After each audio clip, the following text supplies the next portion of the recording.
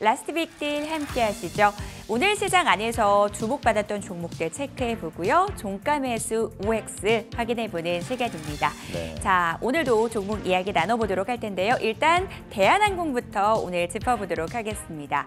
이제 추석 연휴를 앞두고 있고요. 10월에는 또 굉장히 연휴가 많더라고요. 관련된 기대감이 더해지고 있는 항공주들 흐름인데요. 대한항공에 대해서 두 분 어떻게 생각하시는지 들어보도록 하겠습니다. 대한항공에 대한 두 분의 의견 들어볼게요. 두 분 모두 종가 매수 의견 주셨고요. 이창원 PB님 의견 들어볼까요?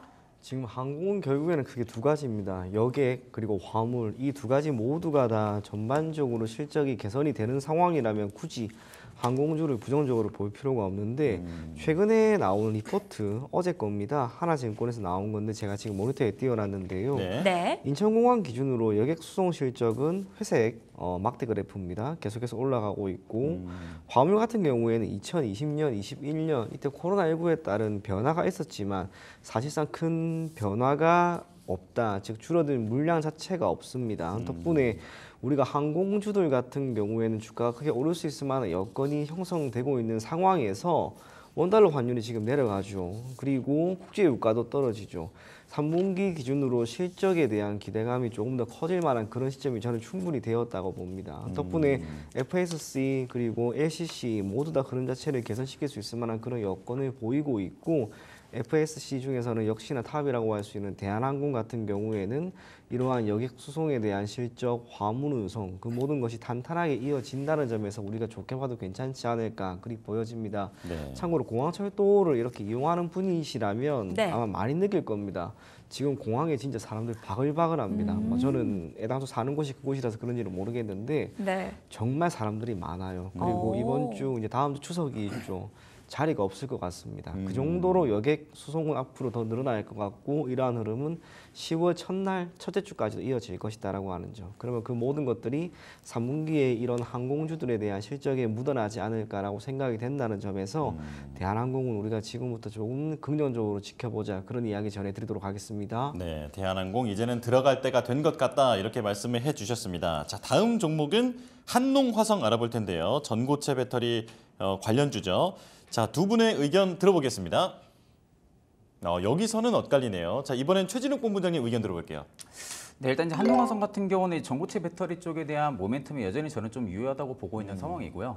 여전히 지금 뭐 배터리 화재 쪽 관련해가지고 정부 정책에 대한 이슈 부분들, 또 정부 정책 부분들의 뭐 예산을 증액을 하는 부분들이 아직까지 이슈화가 되고 있는 가능성이 좀 굉장히 높기 때문에 그런 관점으로 볼 때는 저는 한농화성 같은 경우는 한 번 더 슈팅이 나올 가능성이 좀 높다고 보고 있는 상황이고요.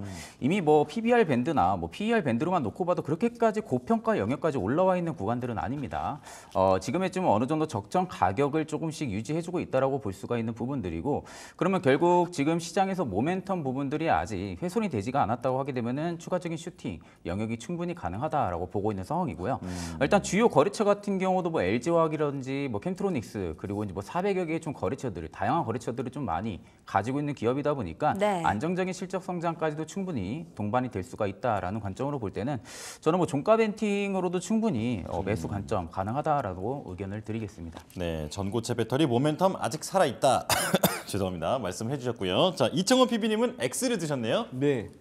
우선은 지금 2차전지 전체로 보면은 오늘 LG 엔솔이 조금 꺾인 느낌이고요. 에코프로 BM은 결국에는 52주 신저가 나왔습니다. 전고체 배터리 관련된 이슈 참 좋긴 좋습니다만 이게 계속해서 흐름 자체가 이어지기 위해서는 그에 걸맞는 실적이 당장 나와야 되는데 제가 느꼈을 때는 그건 아닙니다. 그리고 힘이 지금 꽤나 붙이는 듯한 느낌이 들어서 지금 시점에서 저는 한농화성을 조금은 고려해보는 것은 조금 미루자 그런 이야기 그리고 그러한 관점에서 X를 드렸습니다. 네. 네, 이창원 PB님께서는 주가가 단기간에 좀 상승했기 때문에 이에 따른 피로감 누적되어 있다라는 측면에서 X 주셨고요. 다만 그 최진욱 본부장님께서는 정책에 대한 기대감 여전히 유효하기 때문에 추가적인 슈팅 나올 수 있다라는 측면에서 O를 제시해 주셨습니다. 다음 종목은 휴젤로 넘어가 보도록 하겠습니다. 최근 시장 안에서 톡신 관련주들에 대한 기대감이 높아지고 있는 것 같습니다. 휴젤 같은 경우는 미국 진출에 대한 기대감도 높아지고 있는데요. 이 종목에 대한 두 분의 의견 들어보겠습니다. 이번에도 갈렸네요. 이번에는 이청훈 PB님 의견부터 좀 들어볼까요? 동사 같은 경우에는 수급 쪽으로 지금 기관에 의해서 주가가 결정되는 경향이 꽤나 짙습니다. 네. 기관의 매수세가 지금 며칠째 들어오다 보니까 주가도 꽤나 많이 반등을 하고 있는 그런 상황이고 이 톡신 관련된 경영 환경 자체는 지금 여전히 좋죠. 2분기 기준으로도 대웅제약, 메디톡스, 휴재 실적 다 좋게 나왔고요.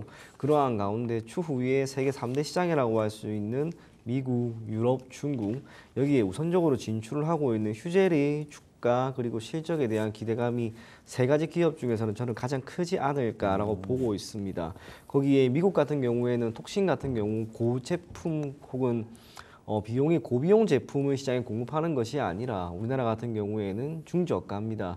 그게 오히려 시장을 계속해서 두드리는 가운데 매출이 지금 나온다는 것. 그래서 휴재 같은 경우에도 개인적으로 8월 20일에 고점을 찍고 조정을 지금 잘 거쳤다고 봅니다. 그 시장 자체가 무너졌기 때문에 주가도 당연히 조정을 받는 것이긴 하나 조정을 나름대로 잘 이겨내고 천천히 가고 있는 거죠. 그래서 4거래일 연속 양봉이 나오고 있고 기간의 매수세도 적지 않다는 것 토대로 우리가 휴재는 조금 단기적으로 보는 게 아니라 말 그대로 네. 끌고 가는 겁니다. 그런 관점이라면 언제든지 괜찮다. 그런 이야기 전해드리도록 하겠습니다. 네.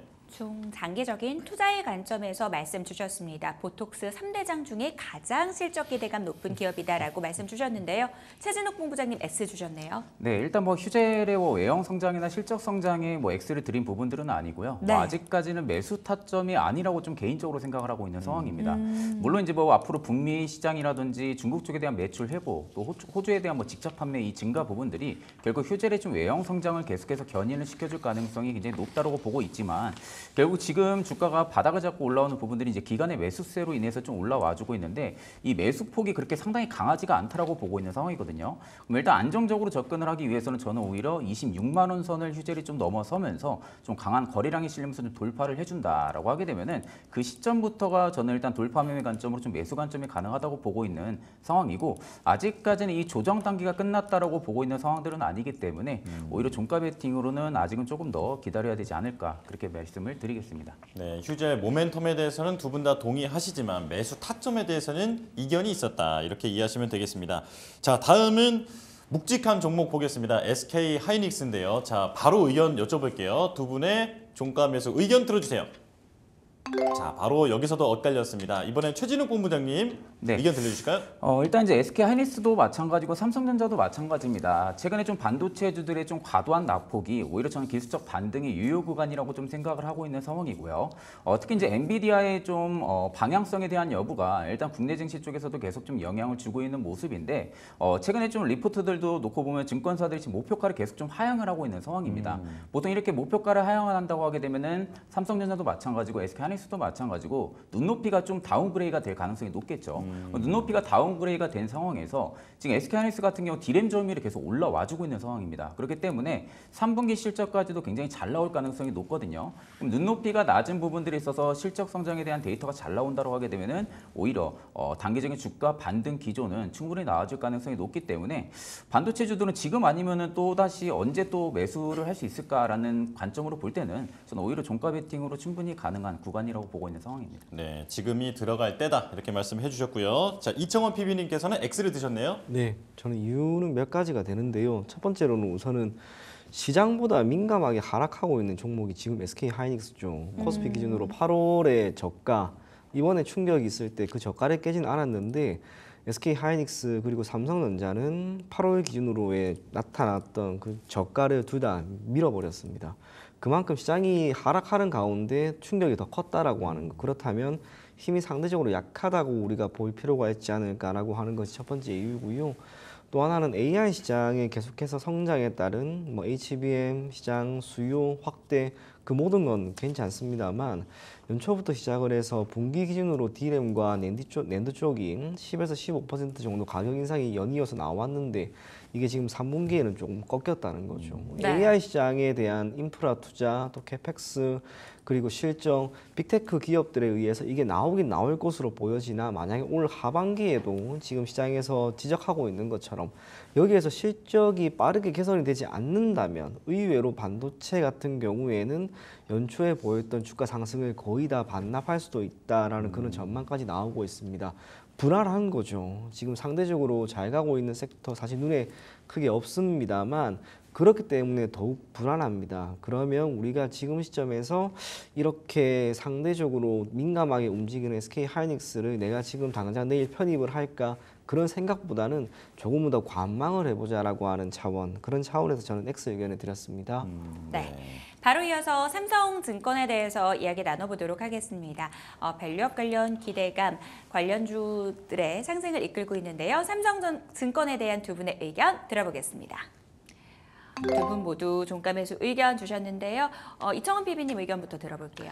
우리가 밸류업은 연말이 다가오면 다가올수록 계속해서 주목해야 됩니다. 이게 단순하게 뭐 밸류업 프로그램에 참여를 한다 그거 자체가 중요한 게 아니고 참여를 하려고 하는 의사를 보이는 그 많은 기업들이 주주 환원책의 일부로 배당에 대한 기대감을 조금 더 높일 겁니다. 그렇다면 지난해까지 이어진 수준의 배당보다는 다만 0.1%포인트라도 더 주는 기업들이 나오게 될 것이고 그중에 하나가 삼성증권이 될 것으로 보입니다. 올해 기준으로 배당 수익률은 7%를 상회할 것이다 라고 보여지는데 시장이 지금 불안한 거죠. 이렇게 시장이 불안한 상황에서 배당마저 이렇게 많이 준다면 당연히 기업의 가치는 더 올라갈 수밖에 없습니다. 거기에 동사 같은 경우 그리고 밸류업 프로그램에 참여하고 있는 뭐 금융 섹터에 있는 증권, 보험, 은행주들 네. 그들의 주가 흐름을 한번 보게 되면 8월의 충격 우선은 잘 이겨냈습니다. 삼성증권도 지금 한번 보시게 되면 8월의 충격 고스란히 이겨내고 9월의 충격도 지금 거의 다 이겨내고 있는 그런 상황인 네. 거죠. 힘이 있다는 거예요. 그래서 이런 종목을 우리가 지금부터 매수를 조금씩 하고 대략 연말까지 조금 끌고 간다면 그래도 소소한 수익 거기에 배당까지 모두 얻을 수 있을 것이다. 그리 생각이 됩니다. 연말까지 밸류업 관련주들 관심 지속해보자. 본부장님도 한마디 덧붙여 주신다면요.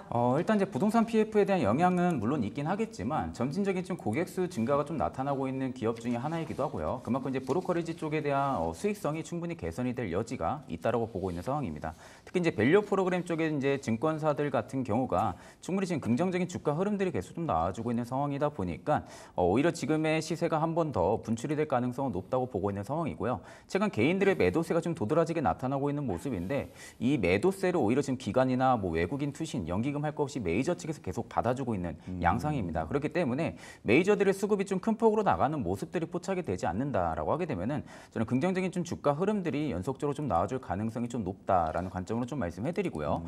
다만 일단 지금부터는 상승 기조가 나와준다 하게 되면 앞전 신고가를 넘는 흐름들이 좀 나와줘야겠죠. 네. 그 앞전 신고가 넘는 흐름들까지 좀 체크를 하면서 매매 방식을 좀 잡으시면 되실 것 같습니다. 네, 앞으로 매점 잡는 방법까지 조언을 해주셨습니다. 삼성증권에 대한 두 분의 의견까지 들어봤고요. 저희는 마감 지보 듣고 돌아오겠습니다.